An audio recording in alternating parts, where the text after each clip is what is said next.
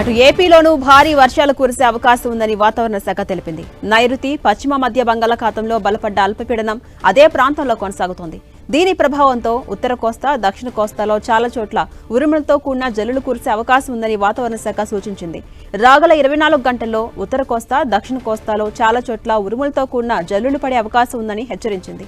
విశాఖలో ఉరుములతో కూడిన భారీ వర్షం పడే అవకాశం ఉందన్న వాతావరణ శాఖ కోస్తాంధ్రకు ఎల్లో అలర్ట్ను జారీ చేసింది. మరోవైపు నేడు రేపు అకస్మాత్తుగా పిడుగులతో కూడిన వర్షాలకు అవకాశం ఉందని ఏపీ రాష్ట్ర విపత్తుల నిర్వహణ సంస్థ హెచ్చరించింది. ఏప్రిల్ 11న ఉత్తరాంధ్ర జిల్లాల్లో పిడుగులతో కూడిన తేలికపాటి నుంచి మోస్తరు వర్షాలు, మిగతా జిల్లాల్లో తేలికపాటి వర్షాలు కురిసే అవకాశం ఉందని తెలిపింది.